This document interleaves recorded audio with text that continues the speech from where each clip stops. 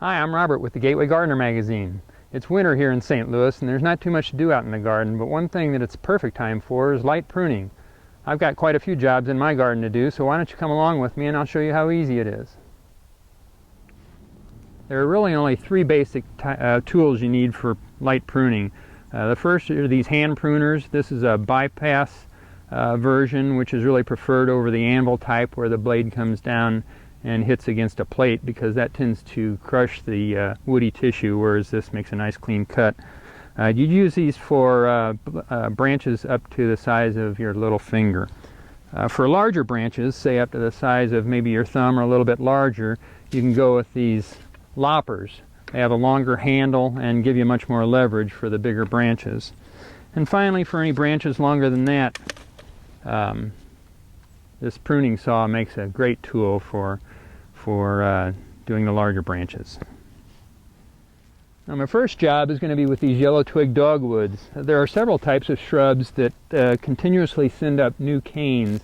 There are suckering type shrubs, forsythia is an example, and lilac, and these twig dogwoods, colored twig dogwoods, are another example. And like with the lilac and forsythia, they bloom a lot more vigorously on the younger growth, so you want to occasionally prune back some of the older growth. And with these colored twig dogwoods, the color is much more vibrant on the younger growth. So there are a couple of ways to do this, and the first way is to just thin out some of the older twigs. You can see some of these older twigs here. They've turned brown, they get cankers on them, and they just aren't as colorful as the newer, greener twigs. So I'm going to start by pruning out all these brown ones and some of these heavier branches. Okay, so you can see I've left just a few of the younger branches here, and this will also send up new sprouts, new suckers in here, and it'll all be nice and fresh and green. If you really let this go too long or the shrubs get too big, there's another thing you can do, and that's to just cut them completely down to the ground and start all over again. I like to do that because it helps keep the shrubs at a smaller size for this area. There, you can see I've cut it back pretty drastically. I know it looks pretty dramatic right now, but by the end of next summer, these green twig dogwoods will be bright and green again with great new sprouts. Okay, I've already done the pruning on this. This is a Harry Lauder's walking stick, or contorted filbert. One of the things that these filberts will do, you like the nice contorted texture of it, but they'll send out a lot of straight shoots from the common filbert. So you want to check yours. If you haven't looked at it for a while, you'll see a lot of these straight shoots, and you just want to cut them out. You can see I've got a lot of stubs here from where I've done it in the past. One of the basic principles in pruning is to first prune away what they call the 3 Ds, and that's the diseased, dead, or damaged branches. I found a dead branch here in this redbud tree, and it will serve also as a good illustration of a basic pruning technique, and that's the 3-cut method. If I were to cut away this branch just with one cut here, the weight of the branch would strip away the bark underneath the branch here. You don't want to do that. So you use the 3-cut method, and that is, you make the first cut underneath the branch about here, and then you just want to cut away just a little bit, and that's good.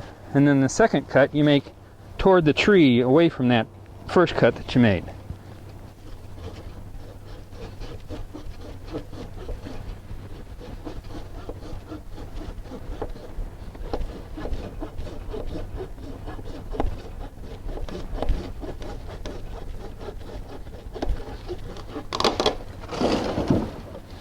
And you see how that cut away without tearing the bark off. And then the third and final cut you make right up close to the branch collar. This swollen area that you see around the branch is called the branch collar. You don't want to cut too close to the branch, but cut just outside the branch collar right here, and that will allow the wound to heal up properly.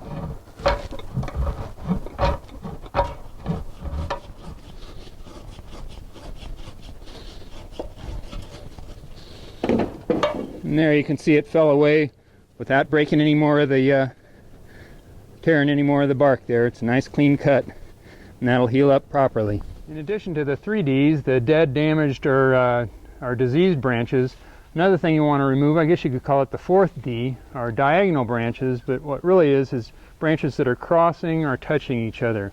You can see these two branches in this crepe myrtle here are actually rubbing up against each other, and that'll eventually cause a wound there that would be a good place for disease to get in, so I'm going to remove one of these branches.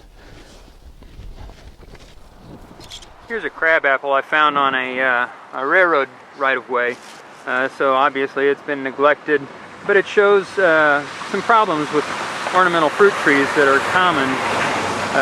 If you have a cherry or a crabapple or a flowering pear tree, any of the ornamental fruit trees or even the edible fruit trees, a lot of them sucker. You'll see all these suckers coming off the sides of the trunk, and you just want to prune those off. And also up into the canopy, you can see this is really cluttered up with what they call water sprouts. Those are the branches that kind of shoot straight up from the top of a main branch.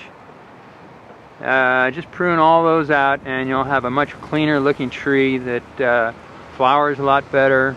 Those things just don't flower very much, and it'll just be a nicer, cleaner looking tree. Sometimes you're just pruning for aesthetics. This weeping cherry tree already has a nice form, but it's sending out a lot of branches down here that I don't really think add anything to it, so I'm just going to take these off, and I'm going to use these loppers. Once again, you want to get pretty close, but stay right outside the branch collar there. Don't get too close. Might use the hand pruners for those so I can get a little bit closer. There's another one back here.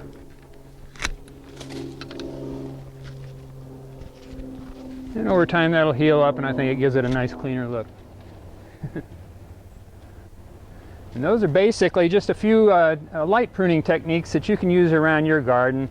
Anything larger than that would probably require a chainsaw, and you might want to consider your limitations and whether or not you should hire a certified arborist. Thanks for watching. This is Gateway Gardener Magazine.